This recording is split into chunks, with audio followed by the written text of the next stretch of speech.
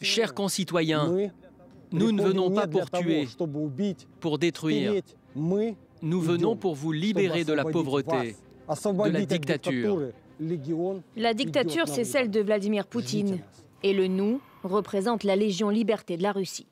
Un bataillon de combattants russes, mais pro-Ukraine, qui affirme s'être introduit en Russie mardi et avoir pris le contrôle d'un village de la région de Koursk. L'armée russe essaie bien sûr de faire quelque chose, mais l'effet de surprise a été si fort qu'elle est encore désorientée. Ce n'est pourtant pas la première fois que le groupe opère en Russie.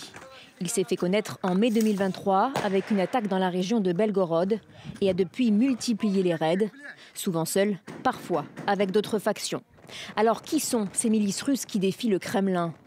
La Légion Liberté de la Russie a été créée au printemps 2022. Elle est composée de transfuges de l'armée russe. Faits prisonniers par Kiev au début de la guerre, ils ont finalement fait le choix de lutter contre leur propre pays.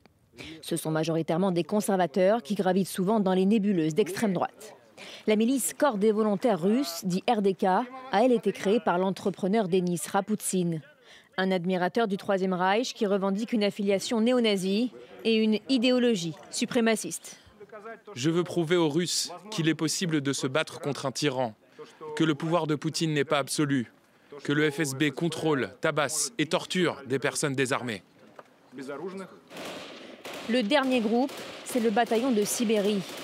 Kiev nie les soutenir, pourtant ces volontaires ont été intégrés aux forces armées ukrainiennes depuis octobre 2023.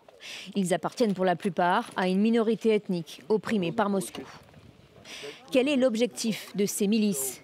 Tous sont russes et tous n'ont qu'un seul but, renverser le régime de Vladimir Poutine à coups de sabotage et d'offensives éclairs. Pour l'instant, ils contraignent les forces russes à combattre sur leur territoire, un affront pour le président russe, surtout à quelques jours des élections.